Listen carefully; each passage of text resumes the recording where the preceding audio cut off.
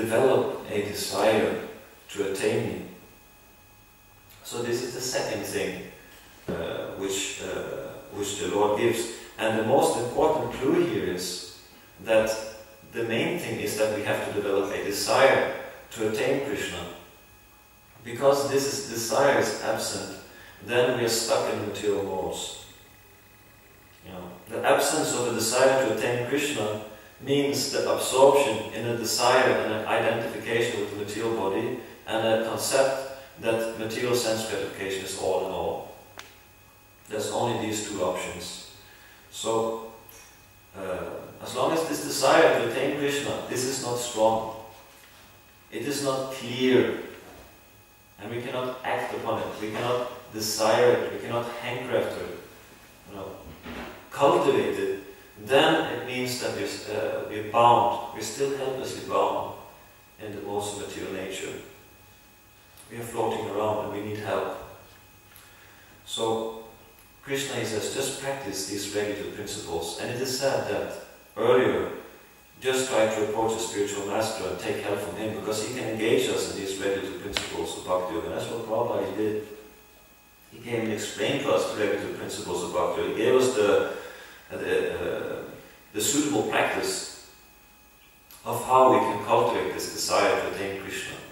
So that's actually the only thing Prabhupada is looking for us to do. That is to sincerely practice this devotional process which he has shown to us by his personal example and instruction, so that we will come to that point that we get that desire to attain Krishna.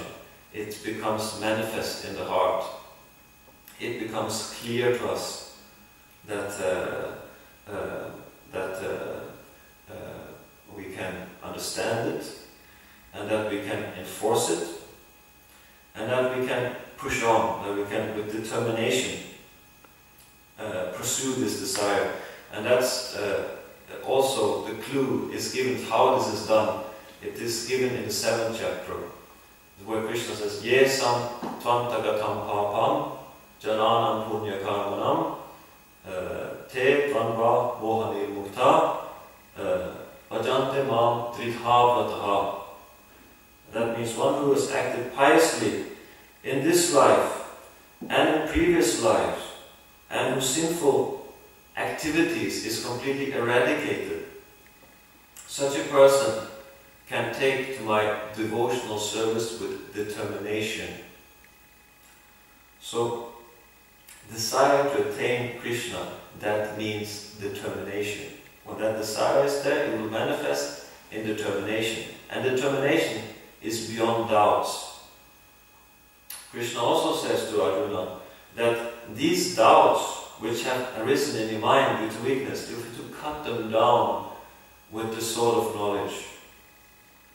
So with determination is there, there's no doubt anymore. The doubt is clear. No. The doubts actually is what also keeps us in the darkness. It's what keeps us floating in the modes. They're simply these doubts. They're like the ropes in themselves. That's what's standing in between us and the desire to attain Krishna. That is these doubts over here. But if we somehow cultivate this urgency, we must cultivate the desire to attain Krishna. This must come to us. Then, simply by that desire, if we simply fan that spark, then when we can see it, when we can understand that Krishna says that's real, it's possible to cultivate that desire to attain Krishna. I can also get it. It's possible for me to attain that desire if I sincerely practice the posture of devotional service under the instruction of Srila Prabhupada and my authorities, my spiritual, inspirator and guides, that I can also get this. I can get this desire. So when that is there, then the doubts we're no longer bound by or blocked by our doubts, and then it's just a matter of how much we can fan that spark, to fan that desire, to cultivate that desire so it becomes very strong. And only actually when the desire becomes very, very strong, then we can start to understand the higher philosophy or the conclusion of the Bhagavad Gita, which is Sarva Dharma Parityajya Mam Ekam Sharanam Bhaja. If we don't have a strong desire to attain Krishna, we can forget about full surrender. It's not possible, because without desire to attain Krishna, there's desire to enjoy materially. There's no surrender there. There's mixed devotional service at best. So, the conclusion of Bhagavad Gita is only, we can understand by this, it's only understood when there is a strong desire to attain Krishna. Otherwise we cannot surrender. We cannot give up all other thoughts, all other ideas, all other desires, if this desire hasn't become prominent enough. So that's why it's the only business of sadhana bhaktas, of those who have come here for practicing devotional service. The only business is to see whether this desire is actually coming about, if it's manifesting. Because that's the true sign that we're making advancement, not the external features of how many rounds we chant. Because we can chant a whole lot of rounds, we can chant on the basis of Nama Parada. It's not by the number of rounds. It's actually not also by the, we can say, the color of our dress, if we wear saffron, like that, that's not also the ultimate indication that it's there. But not by any external things, actually. Maybe we understand. It's an internal thing, and we have to, you can say, be honest and real with ourselves that this is the real thing. This is the real sign of our advancement in Krishna consciousness. Do we actually want Krishna? Do we actually want to understand and, you can say, receive the mercy of Krishna? Like that. And of course, to get there, we have to, first of all, understand a lot of things, and to attain, behave properly to his devotees, to satisfy those who know more than us, accept the bona fide spiritual master, and satisfy him like that, and receive his mercy. So, like this is the way in which we can actually come out of this three modes of material nature. And as we know that the suggestion of Ajamil, it's very dangerous actually. As long as we are somehow floating in the most material nature, it's a very precarious situation. Because it's also said in the Bhagavad Gita that these modes, they compete for dominance. And the one mode may conquer the other. So it may happen that the mode of ignorance will conquer whatever goodness is there. And we may become covered, and we will have to meet with so much distress, from cultivating that mode of ignorance. So it's a very, precarious situation to be still floating in the darkness. So it is said that one should hurry up to come from the material platform of devotional service at the beginning platform of devotional service, which is but the Kanista platform, where one is not determined, there's no determination, to come from that platform to the Madhyam Adhikari platform, where there is determination, because that desire is already there, it's already quite clear, you can see that desire, we have determination, that means Madhyam Adhikari, that's the Madhyam platform. The doubts are clear, your faith cannot be shaken, like that. So, with that I would like to end with the aim. Maybe somebody would like to contribute with a comment or question. Yes. Just a comment. We talked about this also in the Bhagavad Gita class with the Moga director yesterday. I have this, the desire is not so personally for Krishna, because at this platform we don't understand the qualities of Krishna and we don't understand how amazing Krishna is. But I have a very, very strong desire to engage in the devotional service, or just service, I don't know what platform it is on. But it said that it's a gradual process, and in the beginning we are more attracted to service than to Krishna himself, and gradually develop this desire. Yeah, so how do we, one can then ask, or I can then put in, well, how do we develop this desire to attain Krishna? It's actually, we should know who we are serving.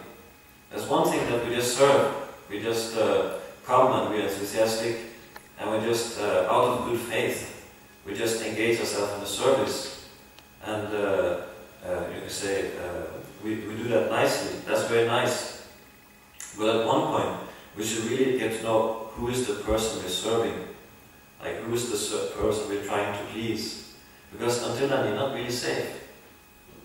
You may be disappointed at some point in time. Somebody may step on your toes, or like get in your way and disturb you, and then you may think that, why am I actually doing this? You know, I'm serving all the years, all day doing this, and I get this, you know, this trouble comes to me. So why is this?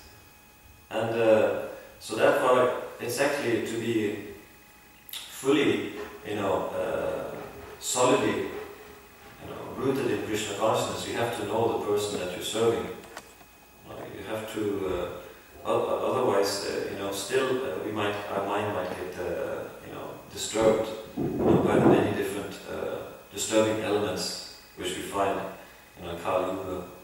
So, although it's very, very nice, and that we are happy simply to engage in the service that we've been offered by our spiritual authorities, Krishna wants us ultimately to know him as he is. And of course we know that it's not something that we can grab. And it is very much, it's also said that don't try to see Krishna, but try to act in such a way that Krishna wants to see you. So that's also an important thing, that we do our service so nicely that we can, so that Krishna will be attracted to us. And we take also the clue that the acharyas have given Krishna to us. Like Srila Prabhupada has given Krishna to us. And where has he given Krishna? In the transcendental sound vibration of the Bhagavad Gita and Bhagavatam. That means simply if we hear about Krishna, what Srila Prabhupada has offered us in Bhagavad Gita and Bhagavatam, we can find Krishna there. So we can understand Krishna, we can see and realize Krishna by the transcendental sound vibration of the Bhagavad Gita and Bhagavatam. Just like Rukmini, she didn't see Krishna, she only heard about him. But from that hearing of Krishna, it is explained in Bhagavatam, in the 10th canto, that she developed this very strong desire that she must attain Krishna. She must, get the association of Krishna. So, in that way, we engage in our service, and then we're doing it nicely. That's very nice. But we should hear about Krishna. We should make it a point that we should hear about Krishna, so that we get this desire to get Krishna. Because the stronger we can make that desire to get, the safer we are. Because at any moment our mind may be disturbed. Because as long as we're not self-realized, as long as we're in the beginning levels of devotional service, anything may happen. We may commit an offense, or somebody may offend us, and we may choose to leave devotional service for some time, like that. So it's in our best interest, actually, to take the process of service very sincerely, and also understand that it's a service in itself to hear about Krishna. It's a very important service. And the result of hearing about Krishna is that the desire to attain Krishna comes. Otherwise we're not hearing properly. No. Something is wrong there. That should be the conclusion. Yes. What's that? I was just wondering about, like, when we get to the 10th canto and like really get to hear a lot of Krishna Leela and a lot of nectar, if that makes, did it make a big change for you in your desire, like hearing so much about Krishna and his personality? To be honest, I didn't come that far yet. I'm only reading the 6th canto. Oh. Actually, to be honest, I didn't finish the Bhagavatam really carefully studying, because that in itself It's not so easy to have the steadiness of mind to day by day carefully study Srila Prabhupada's books. That's actually, if you examine the society of devotees, there are actually not many who are doing this. There are actually not many among the devotees who are sincerely studying Srila Prabhupada's books, and that's a problem. Because we're not taking the mercy of the Acharya, we're not taking Krishna as Srila Prabhupada has given it to us. Srila Prabhupada has given us Krishna in Bhagavad Gita and Bhagavatam, but because we're not sincerely receiving Krishna by hearing this about Krishna in these books, then we may go many, many years. This life may go, and we may not actually find Krishna as Srila Prabhupada has given him in Bhagavatam. So I may say that I spent 10 years in Krishna consciousness without going through Bhagavatam. But at least now I'm determined, if I can say one thing, by mercy of my spiritual master and the good association I've had, I'm determined actually to lend my ears to Srila Prabhupada's Bhagavatam and hear what he has to say there and how he presents Krishna. And then my hope is that actually I will develop this desire to attain Krishna. So, yes. Oscar?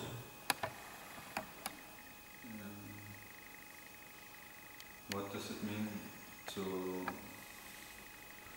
what do you mean by attaining Krishna? Attaining Krishna. It sounds like you get, finally, but... Yeah, well, the thing is that as you have a person you know is real, the problem, I would say, in the beginning strokes of devotion, we have doubts that is Krishna really there or is he not? You know, is Krishna a nice theoretical personality, which we have not yet seen? Or is he actually an actual fact, an actual person, just as real as ourselves, that we can reach out and connect with him as easy as we may connect with each other? I know you are there because I can see you with my eyes, and I can speak to you, and you can speak back to me. But what about Krishna? We may try to speak, say prayers, but is he speaking back? Is there any real connection there? Is there calling? Is there response? That's maybe a doubt. No, but those who are realized, they don't have this doubt. As Prabhupada, for him, he said that the devotee always sees Krishna, and one point was one devotee said, well, what actually meant Krishna mean that you can perceive Krishna, you know? And Prabhupada said, no, I'm just seeing Krishna always face to face. So we can know that the pure devotees who are realized, that for them Krishna is not a theoretical concept. Krishna is real, and they always connect with him. They always remember Krishna, and they never forget Krishna. So I would say that if you want to understand what means attaining Krishna, is actually that. When you always remember Krishna and you never forget him, I would say that is when you can say that you have attained Krishna. Until then, our problem is that we still have doubts that Krishna is real or not. And that Krishna consciousness is actually the only goal of life. That there is some value in our material desires, that we should focus on our material desires also. So I would say that's the difference between having attained Krishna and not having attained Krishna, is that we are still having doubts and we are still attached to our material desires. So, but maybe you have some other... Yeah, I was just thinking, because it sounds like a very, at this point I'm completely in the mode of ignorance, and then the next point I know Krishna and I can see Krishna actually face to face. Beyond doubts, at least. There's this stage where the devotee is troubled by doubts, and then the devotee knows that Krishna is there. So I say that's the clear. Because when the devotee comes to that point where he knows Krishna, but then it expands from that point and unlimitedly. But there is a crucial point where actually have full faith, that we have, you can say, so to speak, realize that Krishna is real, that he's there, and that your relation with him, that's eternal. Like I say, it's not something that might be there or might not be there. That's still at a very high level. Extremely high. it's just that it seems like there's a huge gap, and like what is happening there, because from what I have read and like my understanding, I thought it maybe also could be that the spiritual master plays a huge part, because we in this it is described in the Bhagavatam that Krishna is the best friend of the living entity, but we have left him, and now we are searching after our best friend here in the material world, but we're not finding anything, so we're not satisfied, and that's how I connect to this. Before we have realized Krishna, or like before we attain Krishna, or know that he is actually our best friend and we can actually have exchanges, then our propensity will be to search here in the material world for something else. But that's how I understand that the spiritual master, he is mercifully representing Krishna as the best friend of the living entity. So actually we can attain Krishna, so to say, by engaging in the service as a spiritual master. And that is actually the same. And then after that, when we have gone through the anattainability and all this, then Krishna will reveal, or Krishna may reveal himself to us, but we cannot attain Krishna by studying Bhagavatam, but we can approach that level where Krishna will reveal himself by actually developing our relationship with his representative. Well, I had that concept, as you put it, I put it mainly that you should just focus on the Guru for now. But actually I was told, Vrinda Swarupa said that well, the Guru tells you to fix your mind on Krishna. So you serve the Guru by fixing your mind on Krishna. So the Guru wants you actually to try to fix your mind on Krishna. There's no contradiction that you serve the Guru by fixing your mind on Krishna. And the Guru wants us to become interested in Krishna. So actually service to the Guru is also to develop this interest to hear about Krishna, so that interest develops. There's no contradiction there. But what you may rightly point out, that this if you only focus on Krishna and forget about the spiritual master, that's a problem. Because you cannot just take Krishna and leave everybody else. You cannot just think it's me and Krishna. That's the wrong concept. No, because it's presented that Krishna is never alone. He's always there with his ministers, his family, and so that version is there. So what you don't want to become just Krishna myself. That's not a proper understanding. But we do want to follow properly the spiritual master's instruction that we should hear about Krishna, that we should develop love for Krishna, because that Prabhupada says this. And we should know that we are eligible to take that and try to cultivate that. We're not barred. It's not that we're so fallen that we can't cultivate this. That's the wrong idea. So we take that, what the spiritual master says, we should try to cultivate this desire to attain Krishna. And at the same time, we remain humble, that it's not just Krishna and ourselves. It's not just, I just fix my mind on Krishna and forget about everybody else. That's basically Mayavada impersonal, we can say impersonal contamination. That's we have the fear of relationships, so to speak. We're so hurt by our different bad experiences in the material world. So the only relationship we can manage to think of is our relationship with Krishna. Not anybody else, because that will be suffering. Because relationship means suffering. But actually, real Krishna consciousness means that we follow in the footsteps of those who are devotees. Those who are that's also given there. So we should understand it's not enough just simply to know Krishna. Knowing Krishna means knowing his associates, and the spiritual master is Krishna's bona fide representative, so he's an associate. So that's why knowing Krishna means knowing the spiritual master. You cannot just leave the spiritual master and just take Krishna. Well, that's not there. That's not the proper way. So we should take that point and also keep in mind that knowing Krishna means knowing his representatives, his associates also. That means real knowledge. And that's also then in Bhagavatam, you get this. So all of this is possible, it's available. We simply have to submissively hear. And the spiritual master is bona fide, he will tell you, you study Bhagavatam, and you hear the Bhagavatam. The bona fide master will tell you like that. So that's why we should take that and get the mercy. I will say so. But I will end off here. Srila Prabhupada ki jai, Bhagavatam ki jai.